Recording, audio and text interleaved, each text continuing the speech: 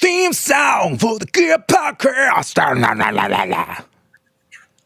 Welcome, everybody. They might have distorted, actually, but that's cool. I've sort of set the levels. That's all part of the effect, bro. Yeah, that's I'm trying to get a bit more aggression in the intro there, just so people know what they're in for. Uncle Leon, how are you, you absolute dog? Sure, bro. Pretty good. Picking up the lingo? Picking up the lingo, coming at you from sunny Auckland. Look at that. New Zealand. On the far east over there, hey? Mate, I am in 1901 at the moment because that's my room number. Nice. So, yeah, there's the Sky Tower. Mm-hmm. I can see about that much of the top of it from here. I can see about that much of the harbour. But, yeah, otherwise, Auckland's a pretty sweet city. Nice. Been having a good time. So what about you, mate? Oh, mate, I'm just living it up. It's the best day of my life, like every day. Every day's better than the last. Football starts tonight, so that's pretty cool. It's very exciting. Round zero, Sydney Demons. Sydney versus Demons, so that'll be cool. Grundy v Gorn, mate. You going to watch? Yeah. I might have to try to figure out a way to do that. KO? Have you got KO? I don't, but do you want to go halves in KO? You want to go halves in KO? Like in shares for the entire company? Yeah, let's do that. Yeah, let's do that. And then we can cop the fines when they host those illegal gambling ads. Mate, I'll probably just watch it on AFL.com by watching the score go up or watching the worm, which is something I do quite a lot.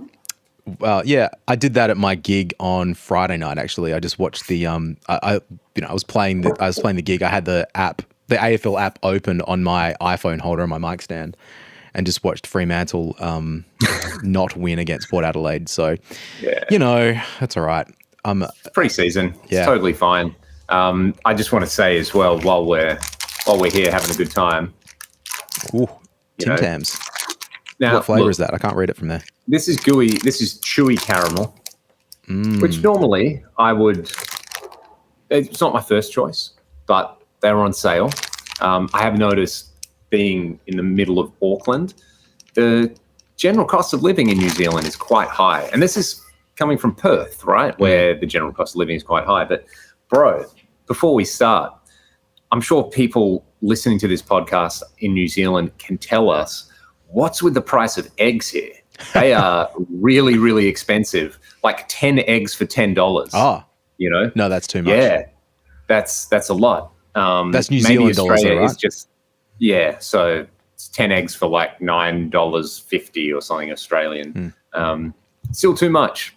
But, I mean, maybe I'm just spoiled coming from the land of bountiful opportunities for egg-laying chickens.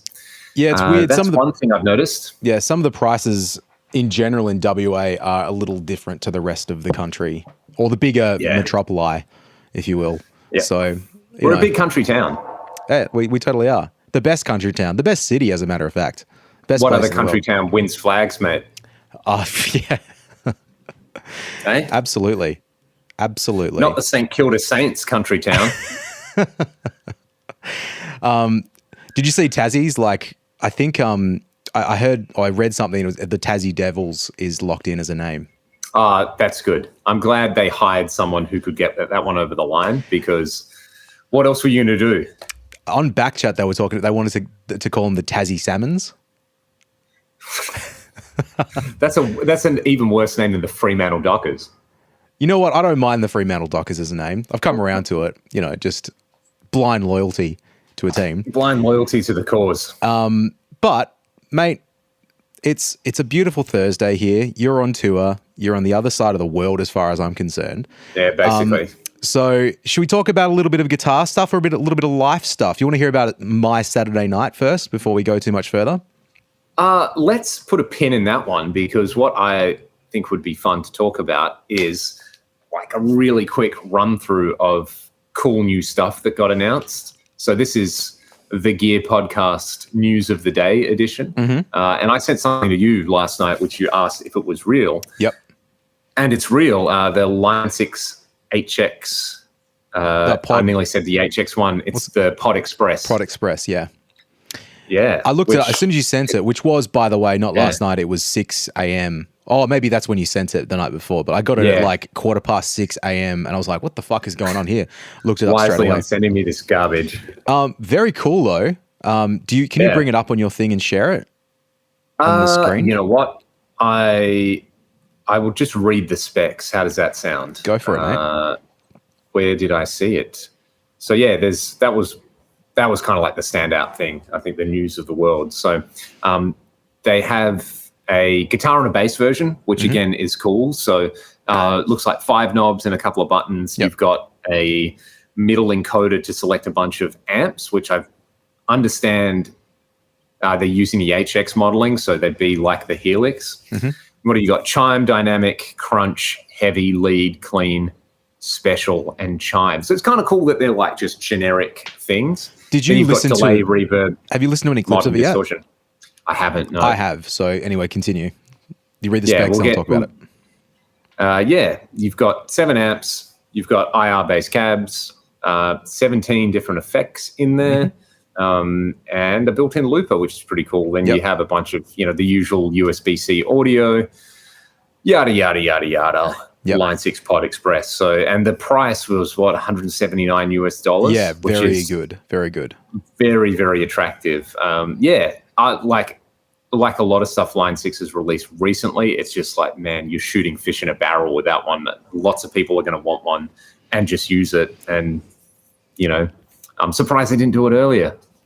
Was it on this? It might have been pre us podcasting and us just talking bullshit. But remember when the HX Stomp XL came out, and we were just joking. It's like, it's just are they gonna just do any measure of buttons and until they've literally used the amount of numbers, and now this is kind of proving that again. It's like I thought with the HX1, then that was probably going to be it, and now this guy comes out. How do you get less than 1 pod? Yeah. So again, I've watched some clips. So I haven't read the manual, but I've seen virtual manuals of it and heard what it sounds like. It sounds great from initial tests that I've heard. I think a couple of things that are interesting about it. Firstly, it's interesting that it's kind of labeled. Amp sounds are labeled in the same way like a Boss Katana is, where it's not like here's your Fender and here's whatever, which is cool. I know this is not pitched at, not to pump ourselves up, but like full on gear nerds. Yeah. This is because it has a headphone jack on it with like a little mini, like a Walkman style, rolling volume control. So it's definitely pitched at a lower range. But yeah, like it looks awesome. There's one thing missing from it, which I don't know if you can pick already what is just like a real disappointment for me and probably you. An XLR output? Not an XLR output, but for something that has like, super duper amps and presets and effects and the whole shebang. What's like MIDI? MIDI, yeah. They've gone all universal audio on us, have they? Yeah, because like when I looked at it, so again, a couple of things. So the amp sounds really good. I don't know what they're all based on. It doesn't really matter because they just give you, at the end of the day, distortion's kind of distortion, right? It's fine.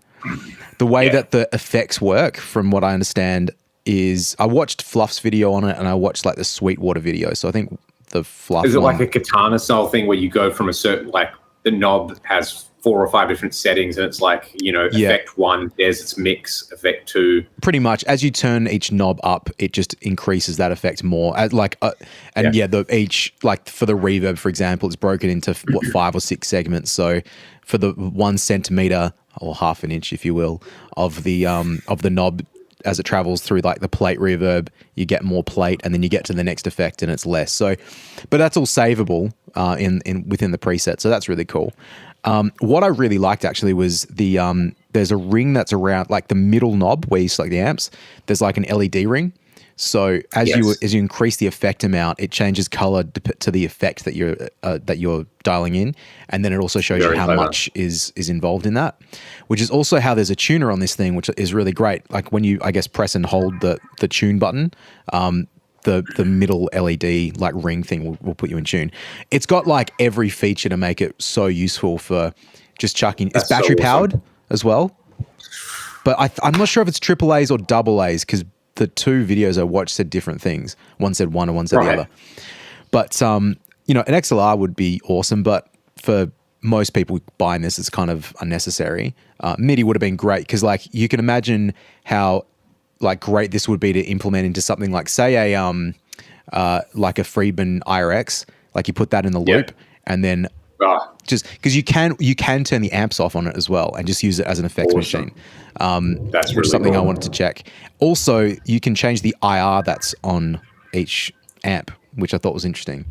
There's a lot of, I don't know if it's hidden features, but I think there's a lot about driving it that you sort of need to read the manual. And I think you can also use it as a USB interface too, which is like incredible. There's so many uses for this thing, man. Like, and particularly for the price. Like, I've got like one of my students, my only student, really, my only guitar student. He's at that age where he wants to be able to record things. It's like, man, just buy this, and like I could imagine him taking this to every school. And it works. Yeah, but he could take it to every school gig, like just chuck it in the bag, bing bang boom. Like it's really cool, man. I really really like it. Like everything that comes out in this form factor, I look at it and think if I can use it for the Dockers games, which it's sort of. I also think that about gear could try users for a Dockers gig. Yeah, maybe this is the year that I take something different. I don't know. It's because I still haven't got confirmation as to, unless they've sent an email on the last no, they haven't. There's a few things that I'm waiting to hear on about that thing, but it's weird, man. I don't know if you're the same, but well, maybe you're not quite the same because you like trying new stuff and experimenting, and I do like doing that as well. But I know there are certain things that just to know consistency and like as if I just it's just going to work. And so my AX8's been rock solid for years and years, and I kind of feel like maybe I'll still take it again this year. But anyway, man, I think it sounds really cool. Like there's just every like 2 months there's a new product that looks like this that I just desperately want to go out and buy. Like the Two Notes Opus, the what was the Boss one, the IR2.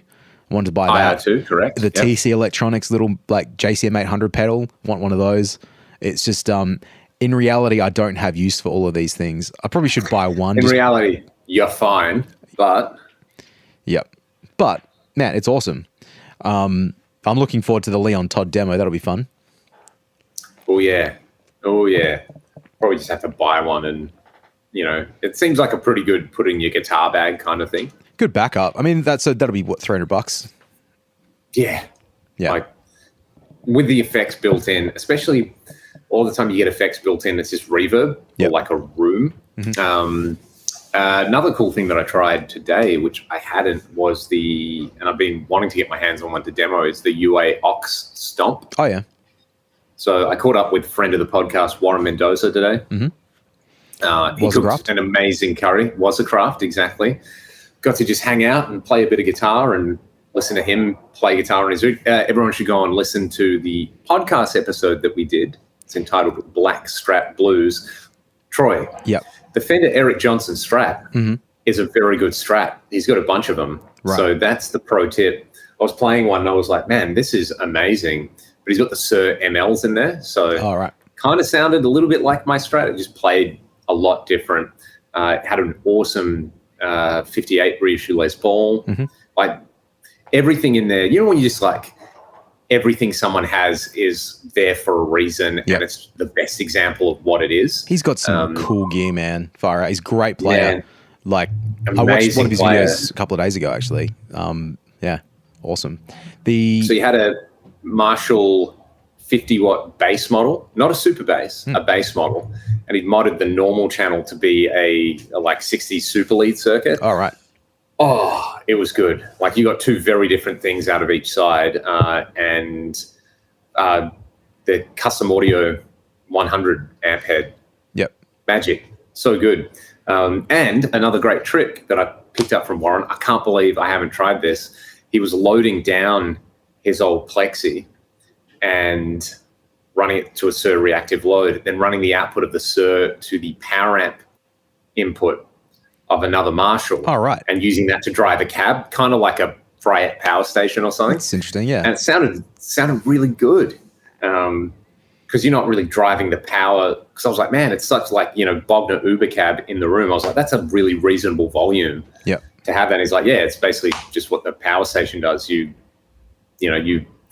hit it with the reactive load, you bring it down, and then yeah, man, I learned a lot of things in a very short period of time today. Just on like, oh, have you ever tried this? Have you ever tried this? So Yeah. that was awesome, and such a gentleman, such a nice guy as well. So yeah, hopefully we'll hang a little bit more. I know he's coming to Australia to play a few shows with an Indian band. So yeah, if you're out there, go and look up Warren on the interwebs and check it out. Look him up and see when he's here. Yeah, I was going to say, just while we're on the topic of trying new gear, I've been too busy in the do my job phase of my life, and not just the, this happens all the time. I wish I could just sit and just play the guitar stuff, but then unfortunately my several songs accumulates over time, and everything has a deadline, unfortunately. So I've been mixing and editing and doing all that sort of jazz the last few weeks. But one thing that did arrive is Peter, who has the studio next to mine, he just picked up a Cherrytone Princeton clone combo. So you've played it? I played it yesterday. Yeah, man, it's nice. Really cool, really cool. So it has a classic lead 80 speaker in it. Interestingly, cool. Which was sort of probably not what you'd expect in that thing. He sort of commented on, there was two things when he bought it, and he mentioned, he's like, firstly, the handle on it rattles, so it just needs to be tightened up. But to get to the screws, he's like, I got to disassemble it. I'm like, mate, you're just not playing it loud enough. Just crank him up, she'll be fine. And exactly. He said, no, it starts. You can hear it at 3. I'm like, yeah, I know. You've got to goose him up a bit. So he also mentioned that he thought the speaker in it was a bit bassy sounding, and so I did sort of think about that as I was playing it. Have you played classic lead 80s before, like those speakers? Is it classic lead or super lead? What are they? I think it's classic lead. I think it's right? Classic lead. Yeah. I feel like I have. I can't remember where though. They definitely have their own thing going on. Yeah, I'd never played them. My main point of reference, I believe, is the Zilla Cabs. One of their videos, they compared it. And I remember listening to it, not really digging it that much, just because it was super smooth and it didn't have a lot of bite to it. But I don't know if I've played many Princetons. I must have played them, but I'm just hypersensitive to that spike. This one didn't really have any noticeable spikes. So it actually worked pretty well. I didn't really think it was overly bassy. When I cranked him up to about 5, and I was wearing earplugs too, if there was a rattle there, I couldn't hear it because there was way too much joy coming out of the amp and out of my face. But man, it's a really cool sounding amp. Like I really I want one. I kind of think I need to go buy a Princeton at some point. I saw a Tone Master one pretty cheap recently. I thought about just going and picking that up, but I think it's if you want a Princeton, you want the real thing, Well, like I kind of feel like I'm always going for heads and stuff. The reason I haven't gone out and bought a little Fender style combo or head, like maybe head's probably better, more the thing I haven't got, is because of the synergy. I've got the TDLX module in there, so I can sort of get cleans from that. Flavor. Yeah, but also the clean channel in the Syn 30, I think, sounds really good. It's not very exciting, but it's a really great platform by which you can do whatever you want. Yeah. And then I've got that little evil robot combo in the other room. That's right. That's a fun little amp, man. Yeah. So there's options for combos if I want them, and I've recorded other combos in the vocal booth as well. So yeah, I guess I'm like, I just haven't felt the need to go and buy a deluxe or anything like that. Playing this amp, I'm not sure if it's loud enough. Like that was 17 watts, or at least the Cherrytone one's 17 watts. It's probably on the edge of being too quiet to do certain gigs. It's a little hard to tell, but I don't know. But just, having the studio just to jam on it is obviously would be awesome. I was going to say, have you tried it through like a 2x12 or a 4x12 yet? Not yet. I haven't looked at the back of it to see if there's like an external speaker out port if I need to rejigger some stuff around to do it. But there's always time. We didn't talk about, by the way, is because this happened probably right before I got sick with COVID, but the Dynamount and all the Dynamount experiments. So just before we get on to some other gear, we'll just take a slight tangent because, we did take a couple of weeks off because of me being sick, and then the schedule's not aligning and whatnot. But basically, we caught up. When was that? Like 3 weeks ago? Had 4 weeks, probably 4 weeks ago. Had fish and chips, and That's right. and went and saw some kangaroos up in Yanchep.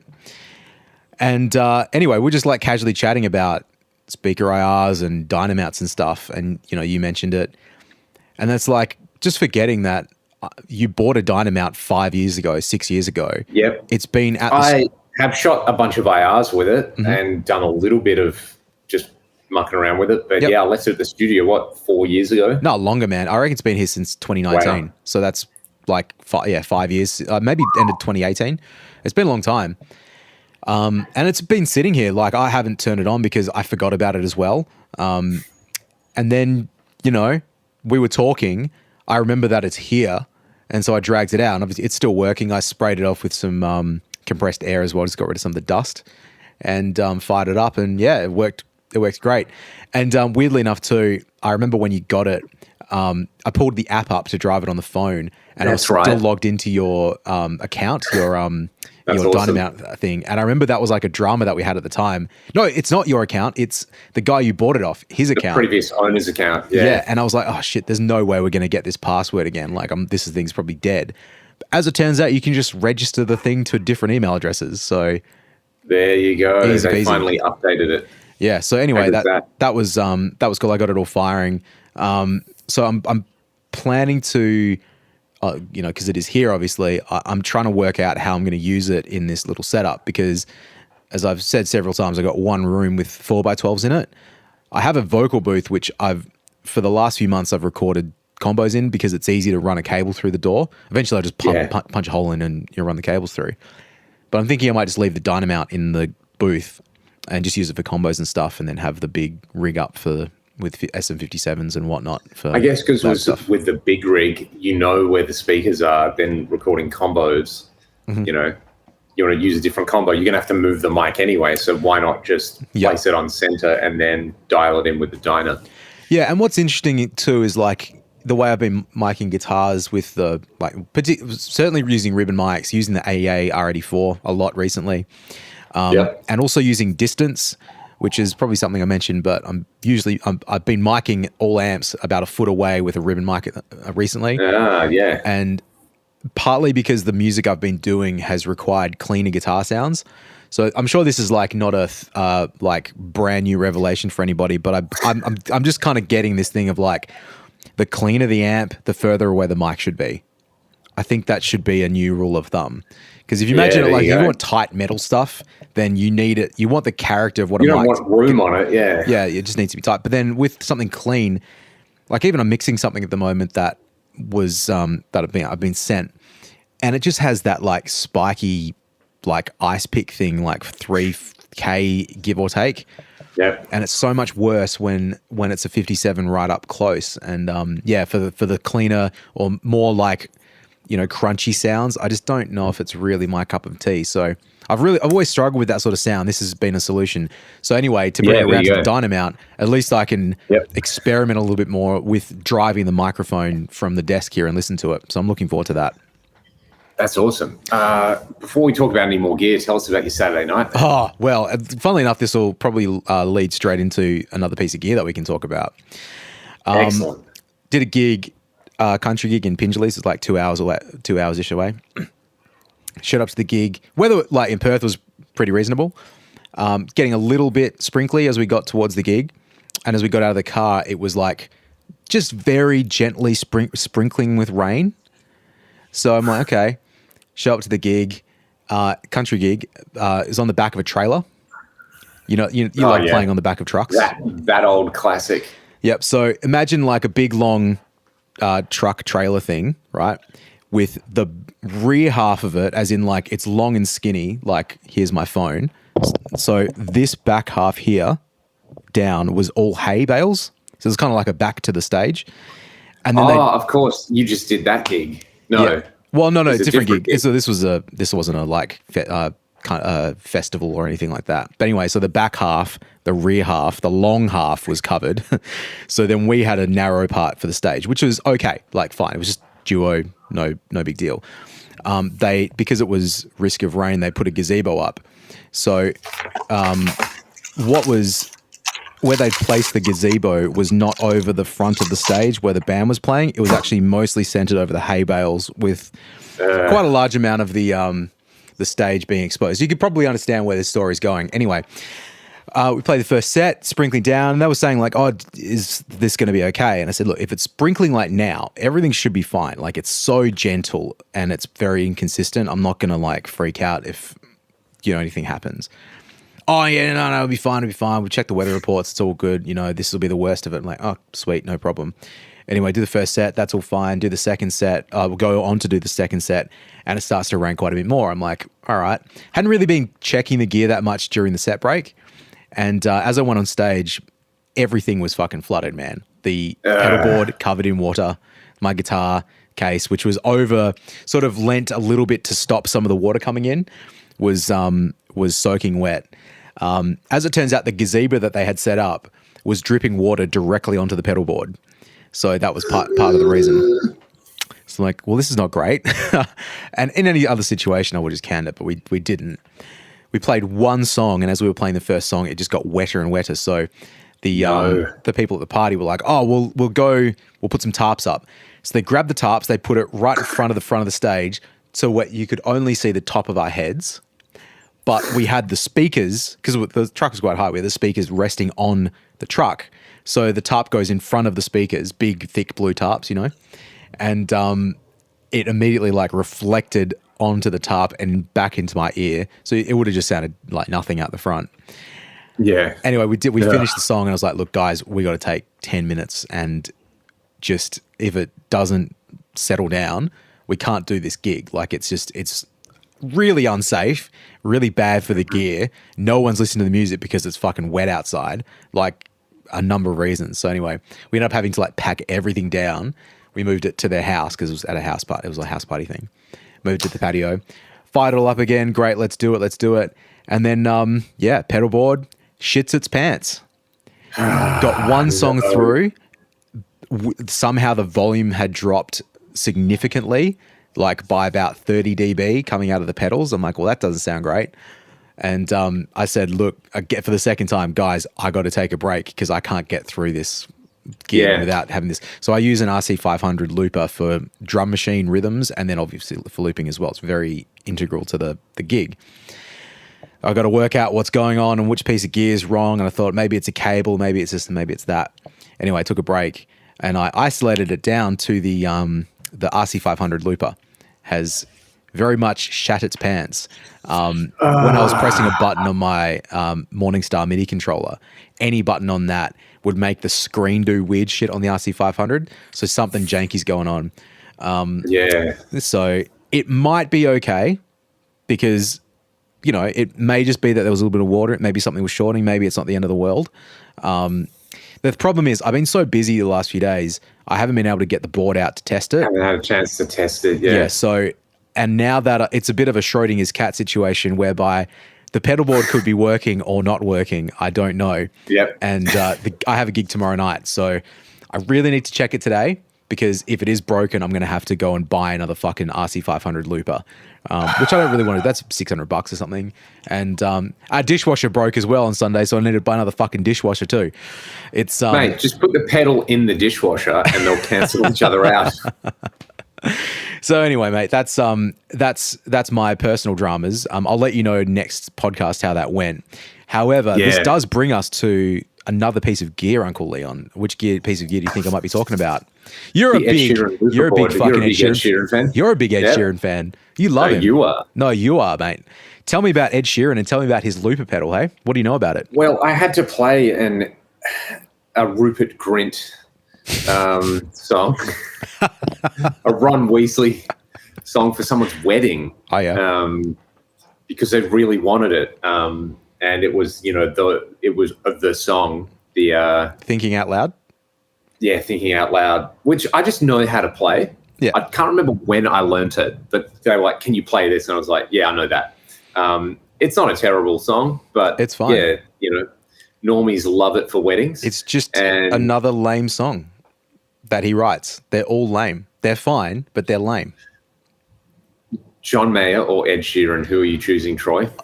Oh, mate, honestly, I think I probably have to take John Mayer in that situation. There you go. But man, well, it's just we've laid down some pretty clear guidelines right there. You know, like when we look back in 20 years' time, when high school students are learning about music history, you're going to be looking at John Mayer and Ed Sheeran as the pinnacle of like 2000s music. Like probably, yeah. What was it like to be a man? What was it like to be a man in 2020? These guys. Yep. Probably early. I reckon it's the peak of like 2011, 2012. I mean, obviously Ed Sheeran got way more popular after that, and probably John Mayer stabilized. But man, that's just, it's not the same as when we were kids, Uncle Leon, when we were 18 years old looking up to George Lynch. When we were being asked if we licked a dick today. Yeah. You didn't respond to that in your live stream, by the way, when I said that. So, well, mate, let's answer that on the next one. So developed the Ed Sheeran Looper thing.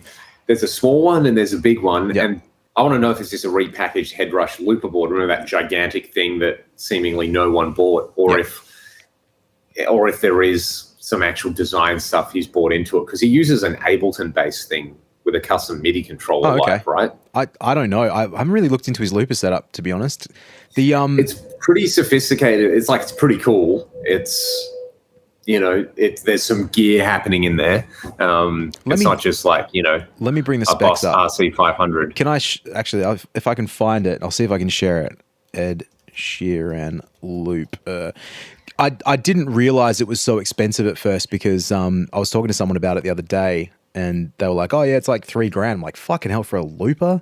What? Jesus Christ! But there is the small one appears to be okay. Well, the small one appears to be $583 for 2 foot switches. Okay. Let me see if I can present something to you. Which isn't out of the ordinary for multi-track. I mean, think of the Boss RC500. It's probably around a similar price point. Yep. Do you still have the old Jam Man? I sold the Jam Man. Did that share, by the way? Can you see the? There we go. There you go. No, I sold the Jam Man when I got the RC500 because it ticks kind of all my boxes. So that's what she looks like. Yep. This is the small guy. Yep. So it looks like there's a record play button on one side, stop on the other, instrument mic, main outputs. I mean, I'm sure it's just a looper. Let me just see what it says. Sheeran Looper is next generation powerful portable dual track looper pedal. Features Ed Sheeran's looper workflow, stadium grade die-cast aluminium pedals, and intuitive screen. Designed by Ed and his production team using DSP, powered by Headrush, etc., etc. 2 pedals, infinite possibilities, same premium design. This is all probably pretty boring. Let me see. Looper offers intuitive looping out of the box with 4 different looper modes. A single mode, which is 1 track with limitless layers for creating simple things. So that's probably pretty straightforward. Multi-mode, 2 tracks with global loop length for building tracks just like Ed's stadium shows. Sync mode, so 2 tracks with different lengths that automatically stay in sync with one another. And song mode, so 2 tracks with same or different lengths that function as independent song sections.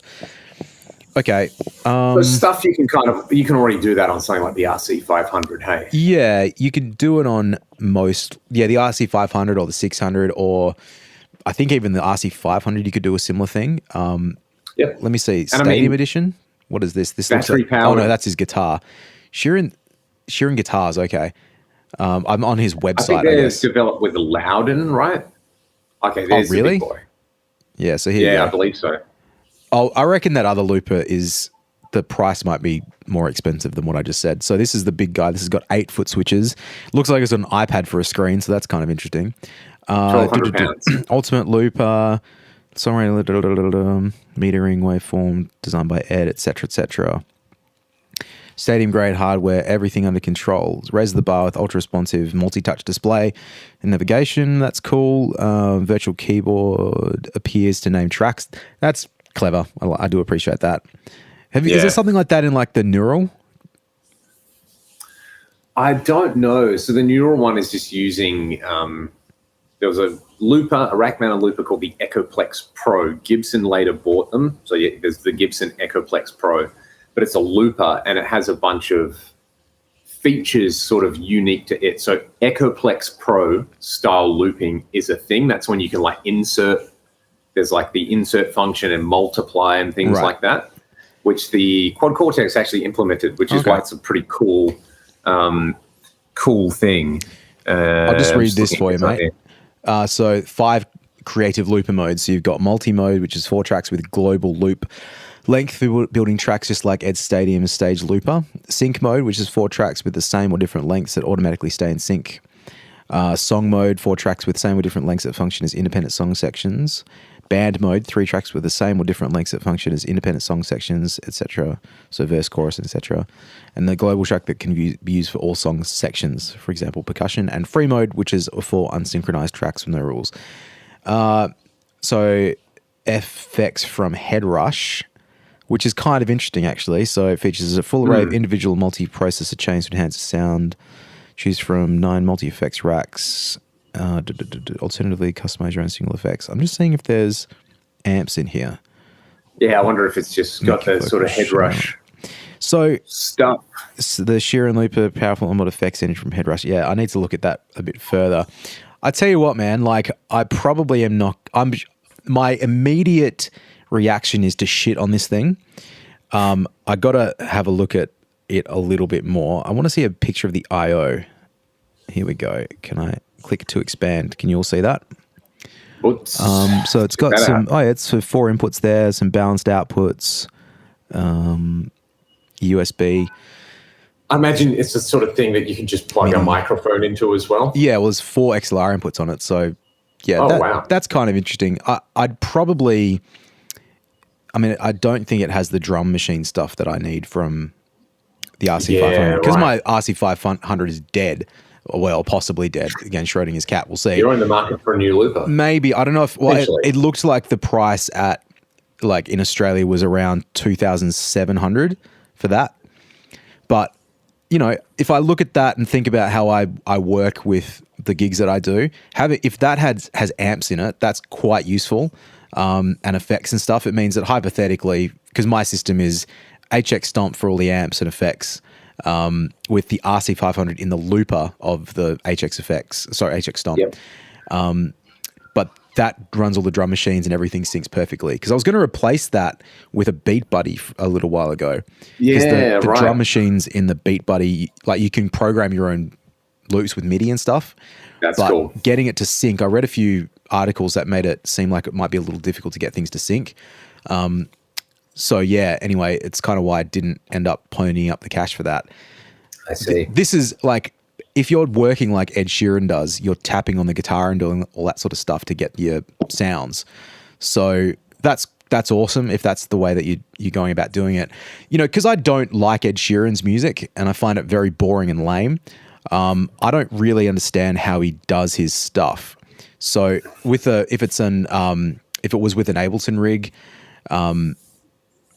yeah, I don't know if like with his music, if it's like, all right, everybody, I'm going to spend a minute and a half like recording the sections in of the song so that I can play the song for you, or if he's able to organically do everything on the fly.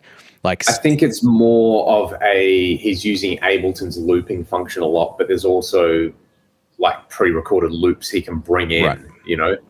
So it's sort of like you've got all the elements for the song there and you can bring them in and out and you can create some of them live and some of them are, you know, from what I understand, it's like an impressive setup. Yeah. And it mostly works. I think I just want to be really clear. Like, I just really don't like his music. I know I've said that.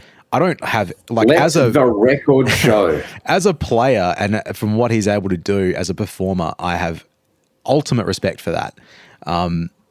And that sort of music lends itself to that style of performance too. Yep. Whereas like a song that sounds like a Dokken song, second time referencing George Lynch in the same pod, or music that I like is not really like made for that.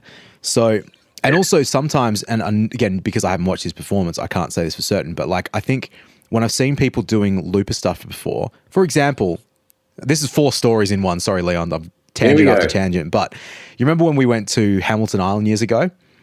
I was just thinking about this. Yeah. So I remember like Leon and I and Cam. We're in a pool. We're in a pool, but we went to Hamilton Island for a few days to play some gigs. But there was like a duo playing, like an acoustic duo, I believe, playing sort of on this little islandy looking part in the middle for all the guests. And they were really good, like singer and guitar player and stuff. But I just remember like the guy who had you know, that a looper obviously, but he spent 2 minutes, maybe 3 minutes building the song. Yeah, building the song, and then it was like, all right, now let's play the song for you. And that to me just stinks. Like, I don't want to watch someone work it out and like create. I just want them to play a song. Maybe that's just me. Hey, one song in a set maybe is kind of cool, but maybe, it was every song. It was distracting. Yeah, and I remember you commenting on it, being like, Yeah, and that's not the only time I've seen that too. I've seen like a bunch of people do that locally. When I do my stuff, it's like if I've got on my RC500, I've got like one button that just turns the rhythm on and off. One button is like record, overdub, etc., and then the middle button is the stop button and the clear the loop button. But if I press the record button, nothing happens until I make a sound on the guitar, and as soon as I make a sound on the guitar, it starts like recording the loop and the drum track plays straight away. So if I'm playing a song that get everything synced. Yeah, it's in sync, it's in time. It's but it also means that I can start a song with drums like immediately. And if I want to start, I've got control of the drum machine too on a MIDI pedal, so I can start with no snare. I can just have kick drum or just have hi-hats. So you can build the track like that. But you kind of have the song is building from immediately and not like 2 minutes in the distance. I just think for performing in front of people, that's like way more interesting. And so like, I don't know, I might it just happens. Exactly. So like, man, I looked into an Ableton setup about maybe 4 years ago before I went down this route. The only reason I didn't do it was because I don't want to take a laptop to a gig with me and leave it on stage when I go have a break. And I want to unplug it and then have to restart everything. But like at the time, doing a gig in the middle of the fucking North Bridge and leaving my laptop on stage didn't feel like a very good idea. Yeah, there wasn't an iPad solution, and I don't think there still is. But if Ableton was available on that, it would be great.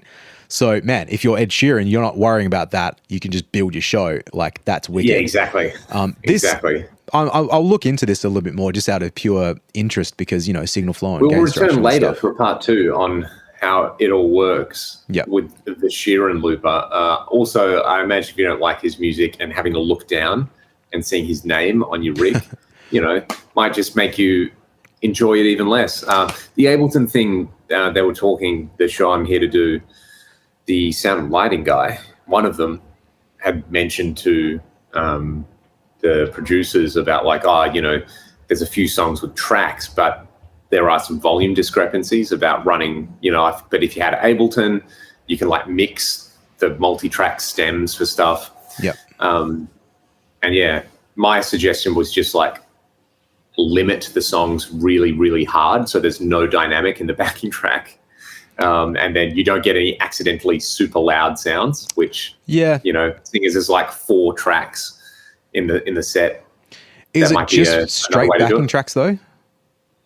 There's it's various. One of them is, for example, doing Rebel Yell with this lady who does a whole hula hoop routine. So the start of the song is sort of like it sort of sounds like a Tom Waits thing. There's all these reverse vocals that are on a track and like percussion, extra percussion and like sounds.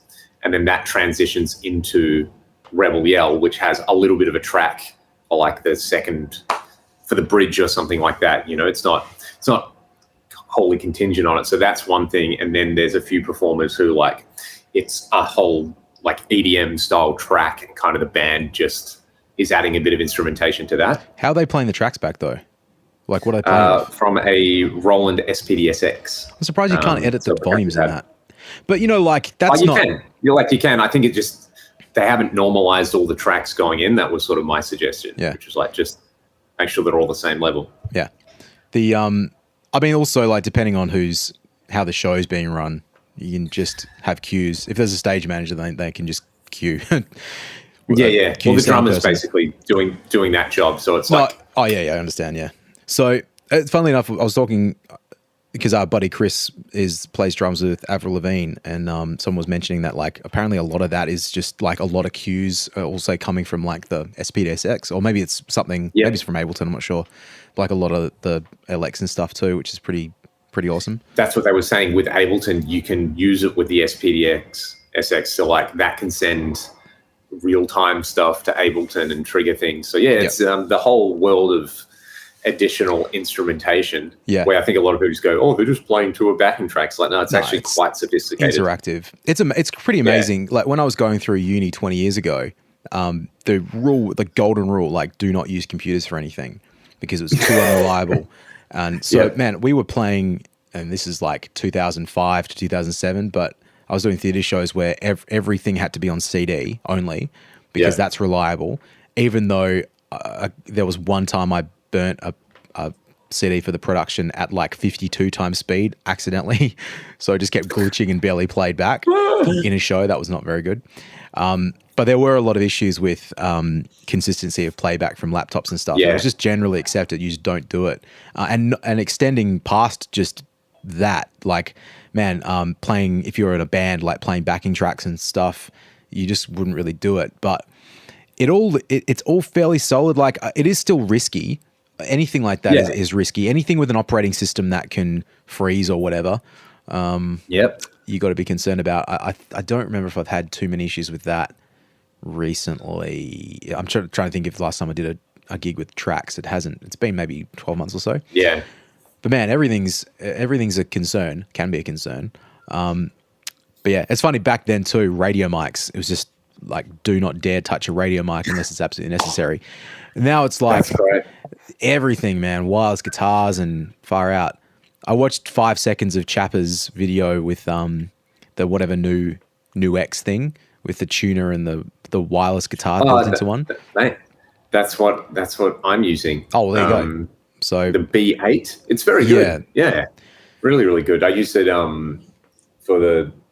use it for the Melbourne show we did. It's perfect. So I brought it over for this. There was a part of this show in Perth where, as the audience is coming in, there's like a pre-show that the band plays. So they had a drum kit like at the end of a catwalk, so the band's like sort of in the round playing. So yeah, having a wireless for that and being able to just walk over and sort of be back behind your gear and do the rest of it was pretty much essential. So yeah, that's been really, really solid. And it's one of those things where you put the transmitter, it like magnetically grips onto the receiver so it can charge when you're not using it. Yeah, that's great, man. Like that's the same as my, what do you call it? My Boss one, is it, a WL30 or something, or 50, I don't know. But that's and it's got multiple. You can use it as a boost as well if you want to do that. That's clever. And you can have a guitar cable plugged into it and out of it. So if you need to quickly, if something goes wrong with the wireless, you need to quickly patch in. Yeah, it's really, really flexible. There's ins and outs on either side of the pedal, so you can sort of put it wherever you want. That is clever. Yeah, they've thought about it. There's some really nice features on it. No, I like that. So yeah, lot. that's a pretty cool. It's a pretty cool thing. You put that, your Iron 6 Pod Express and your Boss RC500 after it's got out of the dishwasher, and you go and play a gig. I can't wait, mate. It sounds like a dream come true, if you ask me. Mate, what else can you tell me, Troy? What else? Well, we got a few more minutes today. I'm trying to think of what other gear I've seen. Again, I haven't been sort of massively looking at gear the last couple of days, last couple of weeks perhaps. I'm probably going to go buy a couple of 1x12s in the next few days. Nice. But one has if anyone's in Perth and you screw me on this, like, go fuck yourself. But the guy's had him up for like a few weeks, but I'm pretty keen on it. But he's got a 1x12 with a like homemade sort of job with a retro 30, and one's got a G12H 30 with the 70th anniversary in it. Yeah, they're pretty inexpensive. The only reason I haven't done it already is it's going to take me about an hour and 20-minute round trip to go get them. I just don't have time. But getting a retro 30 would be cool. I didn't love it as much in John Brown's videos. I didn't like it as much as I liked the veteran 30. Todged.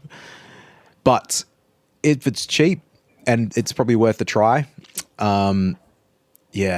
speakers, man, there's not like much going around at the moment. New as well. Like everything's sold out and everything cool's like so expensive. Like just like eggs in New Zealand. Just like eggs in New Zealand, mate. What an absolute travesty of justice. A miscarriage of justice.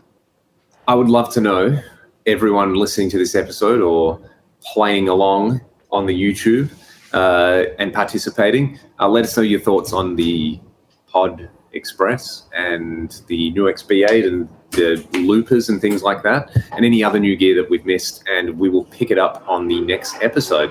Sound good to you, Troy? Sounds good. I don't know why there's not a Line 6 podcast. Well, hey. Wordplay. You put it out there, mate. We should. You better quickly paint that one. Let's contact our person at Line 6 quick. It could be a history of the pod. All right, Uncle Liam. Well, look, I'll leave you with one final thought. Round 0 this week, everybody. If you don't live in Australia or if you're in New Zealand, find a way of watching it. Footy's back. Best time of the year.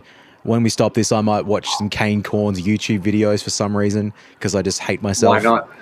Exactly. You're a glutton for punishment. Yep. So, the end. We'll see you next time, everybody. Peace. Peace.